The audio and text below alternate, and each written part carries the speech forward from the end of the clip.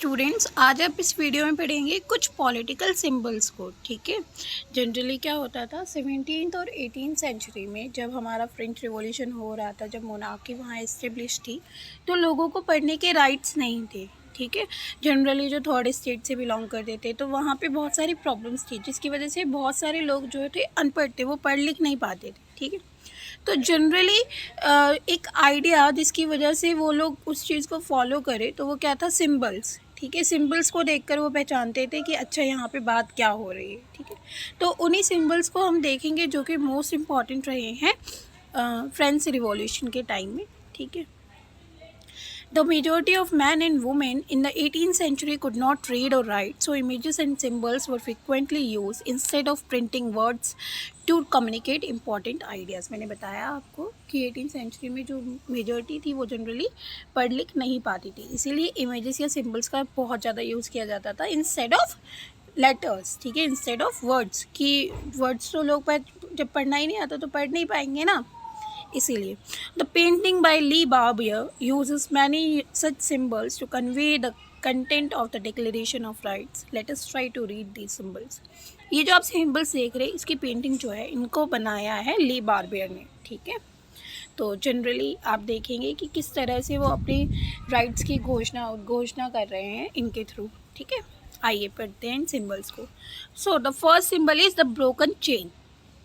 देखो यहाँ पे दिख रहा होगा आपको, ये एक चेन है जो कि तोड़ दी गई है। तो इसमें हम क्या समझ सकते हैं कि chains were used to fetter slaves. Generally पहले जो स्लेव्स हुआ करते थे, जो दास हुआ करते थे, उनको बांधने के लिए चेन्स यूज़ होती थी। अब जब वो फ्री हो गए हैं तो उन्होंने इस चेन को तोड़ दिया है। ठीक है, अब broken chain stands for the act of becoming free, कि अब हम जो है आज़ाद हो चुके हैं। तो उन्होंने अपनी ये जो चेन्स हैं, ठीक है, इन्हें तोड़ दिया है। Second, the bundle of rods और फेसेस। ये तीरों का एक या रोड्स का एक बंडल है। मतलब कि क्या है, बंडल मतलब उनको इकट्ठा किया हुआ है। ठीक है, एक में कंबाइन दिख रहे होंगे आपको सारे, बहुत सारे रोड्स जो हैं। क्या कह रहा है ये एकता का प्रतीक दिखा रहा है। ठीक है, कहते हैं कि वन रोड, एक लकड़ी जो है वो इजीली टूट सकती है, बट अगर इंटायर बंडल बना दिया जाए, उनको एकत्रित कर दिया जाए, उनको इकट्ठा कर दिया जाए, तो उसमें क्या आ जाएगी, उसमें मजबूती आ जाएगी, इसमें स्ट्रेंथ आ जाएगी। ठीक है, स्ट्रेंथ लाइज इन यूनिटी, की एकता में ही बल है। ओके, थर्ड देखिए, ये आई आपको दिख रही होगी प्रिज्म के अंदर, एक ट्राइंगल प्रिज्म के अंदर, और वहाँ पे साइड में अंधेरा दिख रहा होगा। ठीक है, the all seeing the I with in a triangle radiating light. ठीक है, जनरली एक आँख जो कि ट्राइंगल के अंदर है, वो रेडिएट कर रही है लाइट को दर्शा रही है। The all seeing I stand for knowledge. Generally हम सब समझते हैं कि आँखें क्या है, ये ज्ञान को देखने का एक जरिया है। The rays of the sun will drive away the clouds of ignorance. ये कह रहे हैं कि इन आँखों के थ्रू ही हम वो चीज़ देख पाएंगे जो कि हम देख नहीं पाते और अंधविश्वास में बह जाते हैं। ठीक है, तो कह रहे हैं कि ये जो है सूरज की जो किरणें हैं, ठीक है, यहाँ पे आपको दिख रही होंगी ये रेडिएटिंग लाइट्स भी, है ना। तो सूरज की किरणें जो हमारी आंखों के आसपास में इग्नोरेंस के जो क्लाउड्स बने हुए हैं, उनको हटा देंगी और हम ट्रुथ को देख पाएंगे, सच्चाई को देख पाएंगे, जो कि प्रैक्टिकल लाइफ में हम झेल रहे हैं। ठीक है, the next one is sceptre. Sceptre देखिए, सेप्टर क्या होता था, ये आपने देखा होगा, राजा महाराजा कुछ तलवार टाइप, शॉर्ट टाइप लिए रखते हैं, हाथों में पकड़े रखते हैं। ठीक है, तो ये भी जो सेप्टर है, ये सिंबल ऑफ रॉयल पावर ही है। ठीक है, उस टाइम के जो राजा महाराजा हुआ करते थे, उनकी ताकत को दिखाने का एक टूल है। Okay, snake biting its tail to form a ring. यहाँ पे आपको एक स्नेक दिख रहा है जो कि अपनी ही पूंछ को खा रहा है, क्या बनाने के लिए, एक रिंग बनाने के लिए, कि इसी के अंदर जो है ये कभी भी जो है ख़त्म नहीं होगा। ये जो गोला है, ये जो रिंग है, कभी ख़त्म नहीं होगी। क्यों ख़त्म नहीं होगी?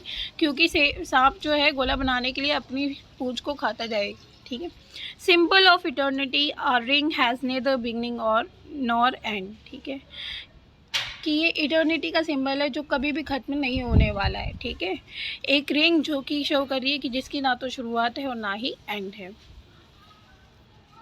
Now red Phrygian cap. ये देखिए, ये जो कैप है, जनरली ये स्लेव्स ने जब ओढ़ी, उन दासों ने जब ओढ़ी, वो जो अफ्रीकन लोग थे, ठीक है, उन्होंने जब ओढ़ी जबकि वो फ्री हो गए। ठीक है, जब उन्हें आज़ादी मिल गई, जो फ्रांस के भी लोग थे, जो थर्ड स्टेट के लोग थे जनरली। ठीक, तो उन्होंने इस कैप को यूज़ कब किया, जब वो आज़ाद हो गए। Cap Warne bye a slave upon becoming free. Now blue white red, जैसे हमारा जो नेशनल कलर है वो सेफ्रन है, ग्रीन है, वाइट है, वैसे ही फ्रांस में उस टाइम का जो नेशनल कलर है वो क्या है, ब्लू वाइट एंड रेड। ये फ्रांस की मरियान है, ठीक है, जनरली जो शो कर रही है कलर्स को।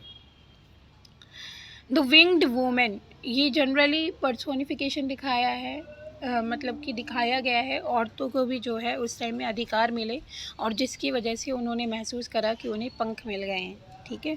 अब वो भी इस सोसाइटी में आगे जा सकती हैं, अपना नाम ऊंचा कर सकती है। पर्सोनिफिकेशन ऑफ द लॉ, कानून का मानवीकरण क्या है। पर्सोनिफिकेशन आई थिंक आप सब समझते होंगे। जनरली जब कवि या कोई फिलोसफर अपनी थॉट को देने के लिए, ठीक है, किसी एलिमेंट में अपने व्यूज़ को डाल दे, this is not to be personification. आपने सुना होगा हिंदी में पोएम्स में कि कवि ने मानवीकरण अलंकार यूज़ किया है, कवि ने यहाँ पे मानवीकरण किया है, ठीक है।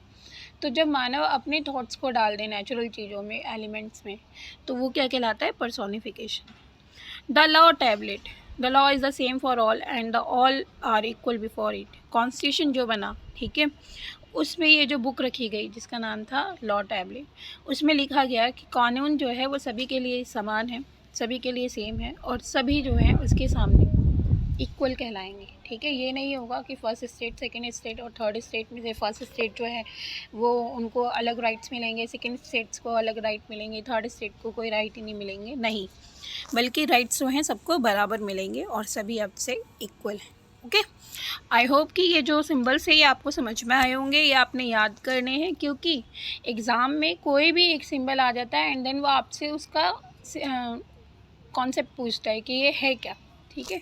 तो आपने ये याद करके रखना है।